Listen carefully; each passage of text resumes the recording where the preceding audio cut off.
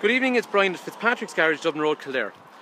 I want to show you this really rare Honda HRV 1.5 VTEC Turbo, and this is the executive specification.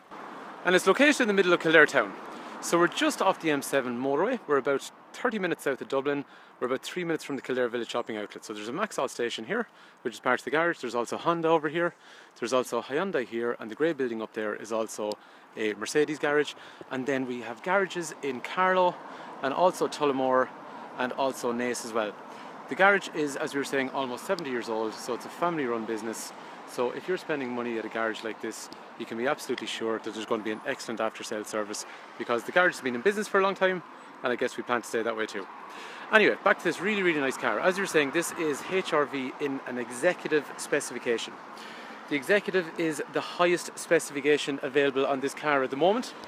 The colour of this car is what's called a rouge black. Probably difficult to see from the camera. So how to describe it? That is a purple. It's like the darkest purple you've ever seen. So at a glance, if you look there, there is a black Hyundai Tucson. This here, at a glance, probably on the side, looks like a dark black. At the front, you can see it looks more of a grey colour. When you get up close to it in the sun, you can see that it is a purple haze that comes from the car. But generally, when you look at it, it actually looks initially like a really, really dark grey. It actually only becomes purple when you put it beside the grey car, really. That's when your eyes kind of find it to be more purple. Anyway, in terms of specific specification on this car over an ordinary model, the first thing that we see, if you go to the back of the car, it's got these really nice European looking LED taillights. There is normally an LED taillight on the HRV, however, it's about 12 diodes up in around here. When we go into executive, we get these long Euro kind of executive style rear LEDs.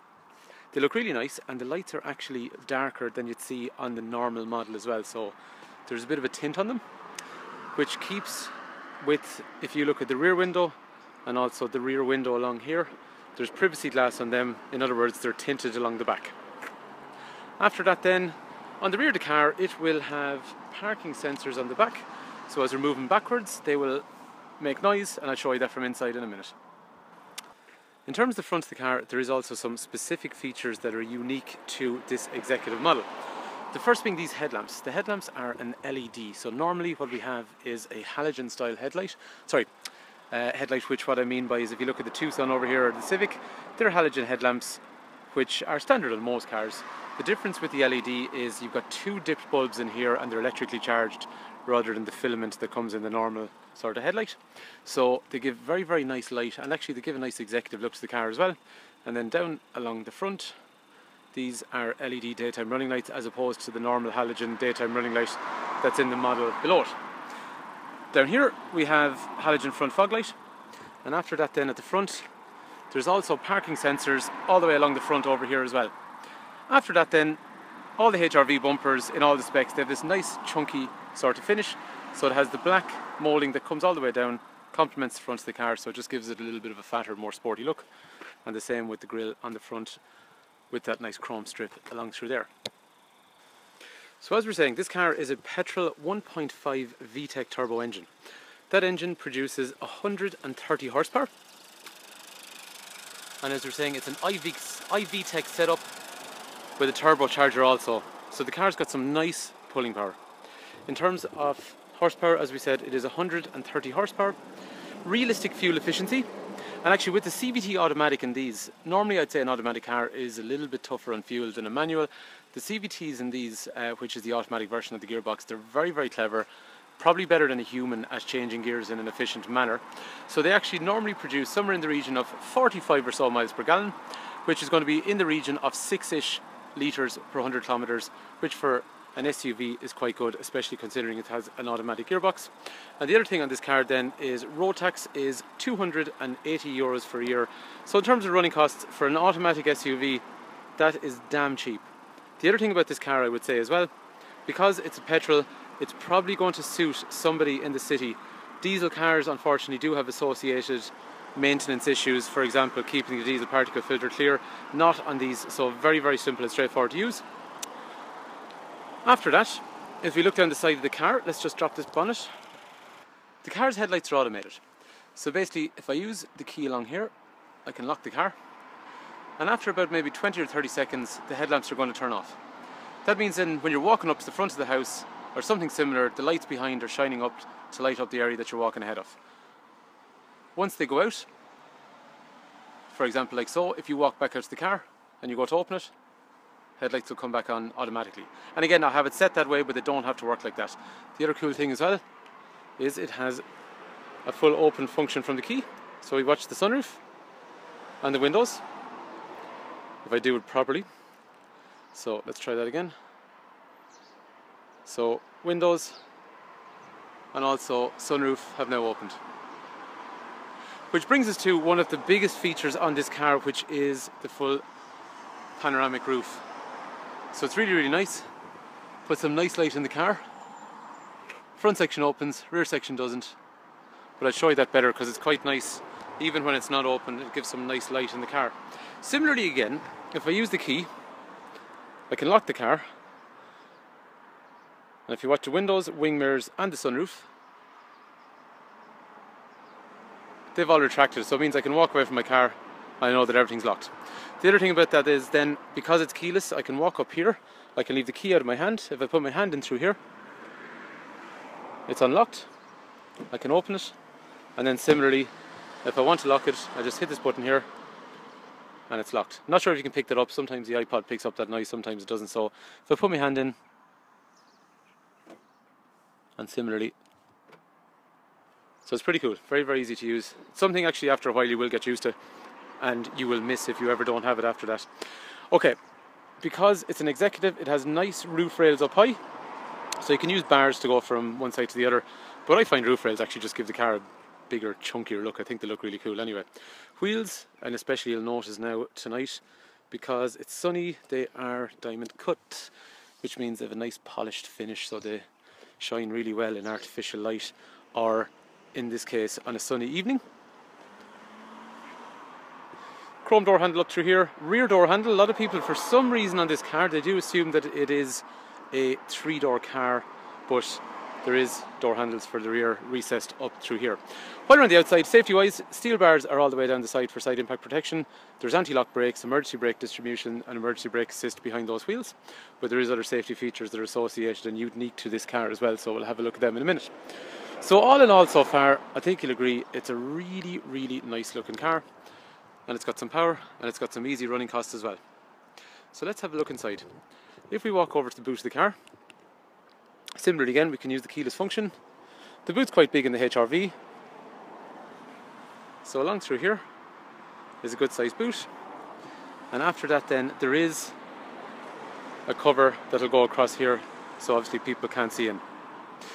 Let's get the elephant out of the room here, which is going to be, there is no spare wheel, which I know in Ireland we don't like that. You can buy a spare wheel and put it in there, and then once you do, you drop down this cover here, so it's stored away like you'd have in a normal car. After that, the boot's very big. Golf clubs will fit in there. Depends on the length of your driver, guys. So men or women who have golf clubs, they might need to bring them and try them themselves. One other feature, because this is executive, is the car has a leather interior. I'm going to move the car in a sec to get better lighting. But while we're here, let's have a look at how it works. So the seats are magic. So I can lift this and I can grab that. Sorry about the poor camera work. And that means then I've got a load area that I can throw stuff in here or something high. So very, very simple and straightforward to use. I can do that on both sides. Similarly over here, if I drop this headrest. So once we drop down that headrest even, that drops down. This lad drops as well, and you get a nice flat section along there. So, and both sides can do that. So you'll actually end up with space that is similar to what you'd see in a light commercial vehicle. When the seats are back up, I've just moved the car actually into a darker place because the sun was just so bright. Anyway, there's a lovely leather interior in the car. So leather looks nice, but it's also really practical. So if you look at the door cards, they are leather all the way around. Armrest in the centre, which you can retract. There's 3 head restraints, 3 3-point safety belts. EXi-VTEC on one side, EXi-VTEC on the other side. And legroom, that seat is actually quite far back. If I'm 6 foot, I can sit into this and I still have enough legroom in front of me, and I'm quite comfortable here.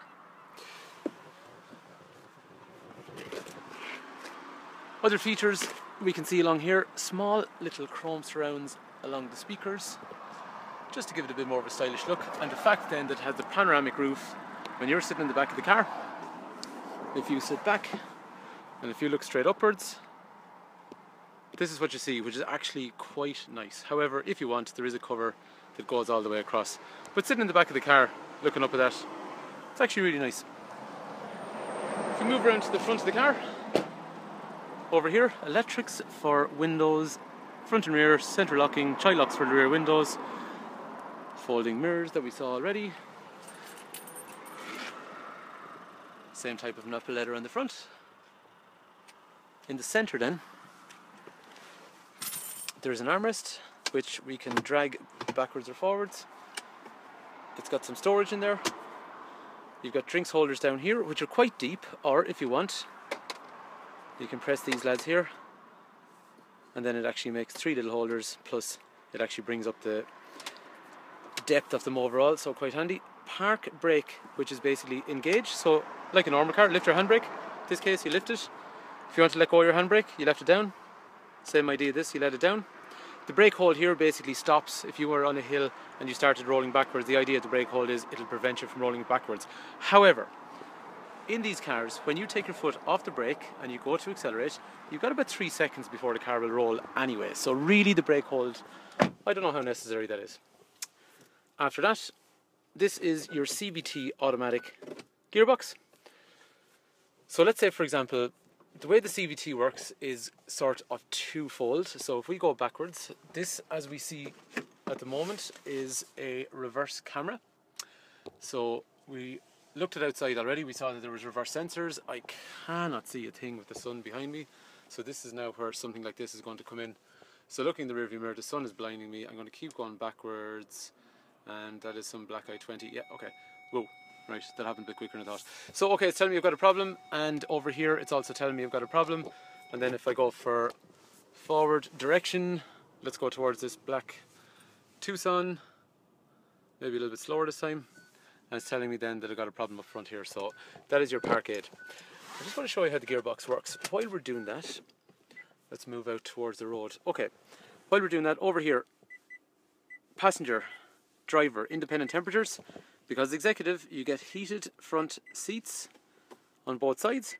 And what are neat features? Well, we saw it already, the keyless entry. This is your start stop button. So put the car into park, foot on the brake, light goes green, starts up. Happy days.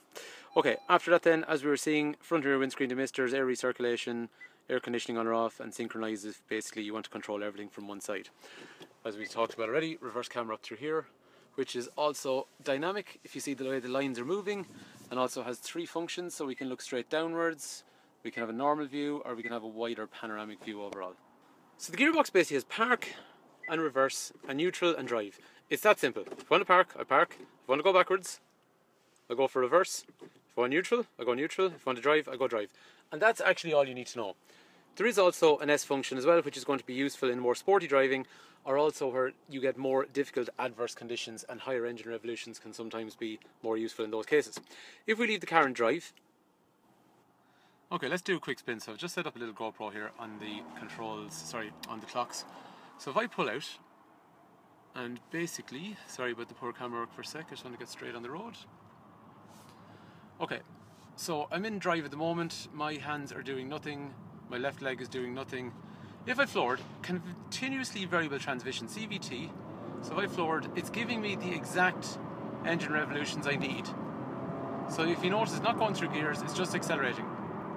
So that is quite useful, and that's why it's extremely efficient. It's giving you the exact amount of engine revolutions you need at that time, but not always. The second thing, however, is if I go for a sport mode, so say for example, if I drop back into sport, I now have paddles over here, so basically I can go down through the gears, or I can go up through the gears. Again, I'm still not using my left foot, or left arm specifically, but it just means I can now manipulate what the gearbox does rather than letting it do its thing. So let's see what happens if we accelerate using this kind of mode. So similarly again, let's accelerate. So if we start off, this time I am going to use the little paddle down here. If we see, the car is now going up through gears.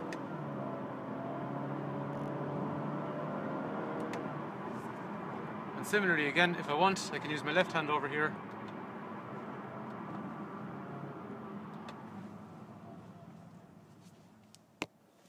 In fairness, most people that are going to buy these cars in automatic really don't care about ever going into a mode where it allows them to change up and down through gears using the paddles along here.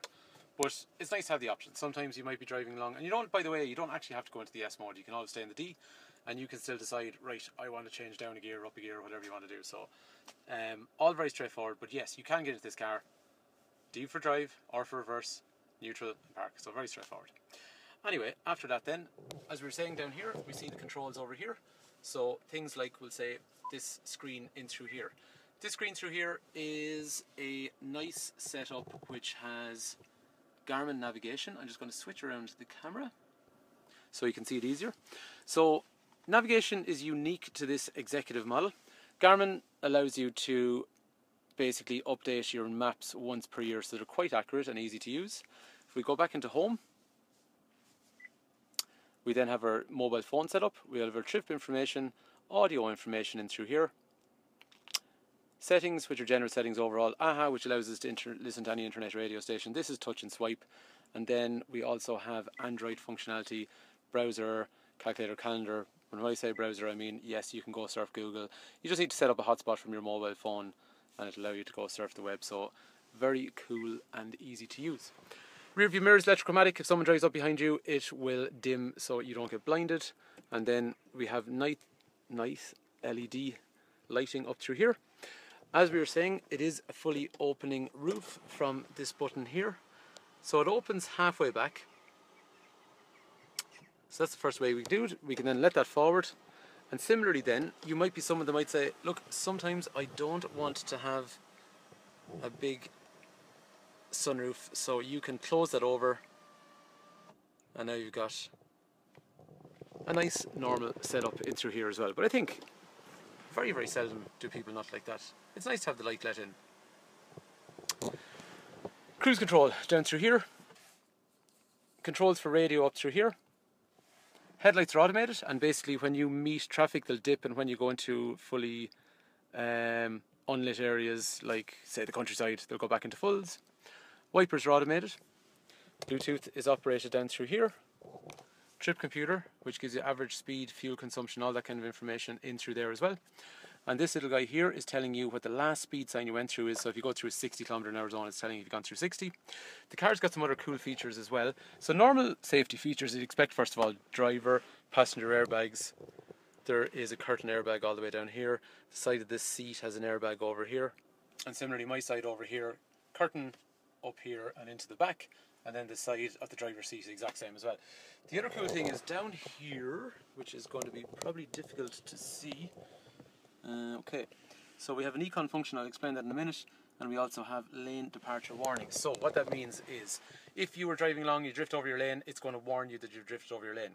If you were driving straight forward, the car under 32 km/h, if you don't touch the brake and you sense you're about to impact an object, under 32 km/h, as you get close to that object, it's going to slam on the brakes to reduce the speed you hit something, and if you're slow enough, possibly stop hitting it. The other thing as well is, above those speeds you'll have a forward-looking collision radar which emits a sound if the car in front of you has slowed down or changed trajectory or something like that, and if you haven't reacted, it's warning you that something's happening ahead and your driving habits aren't, or your driving inputs aren't matching what's happening ahead. So passive safety, it's very, very cool, because let's face it, I know I do, you get very distracted with all the stuff that does be going on these days with music and cars on the road and life in general. As we're saying, down over here there is some extra functions. So what they are is the lane change warning, parking sensors if we want to turn them on or off. This is turn off the alarm, traction control we talked about already, and then the economy function, if we turn it on, the surround around the speedo turns green when you're driving economically when that's on. It reduces how aggressive your throttle input is, it reduces how aggressive your air conditioner is, and it also reduces how aggressive your cruise control is. So anyway, that is a 1.5 VTEC turbo CVT, because it's automatic, Honda HRV, and it's the executive model. These executive models are a little bit scarce, they're hard to get, so a lot of the ones you'll see on the road are what's called the ES model, which is still an excellently equipped car, but this has got some really nice stuff like the glass roof, the leather, heated functions, reverse camera, sat nav, LED headlamps and taillights, all that kind of stuff, and then tinted glass, so it's a really nice looking car. Rouge black, as we were saying, is the colour. If you want information on the car, please do give me a call, 086 843 1945. Brian is my name. I'd be really happy to talk to you no matter where you are in the country. If you've got a trade-in you want to talk about, no problem, give me a shout, I'll give you an estimate. If you have some questions about financing or anything like that, I can talk to you about that. The car will have 3 years of warranty. They're extremely robust and reliable. So hopefully this particular car is of interest. If you have managed to get to the end of the video, thank you for your time, and hopefully this particular car is of interest to you or somebody that you know. Thanks for your time.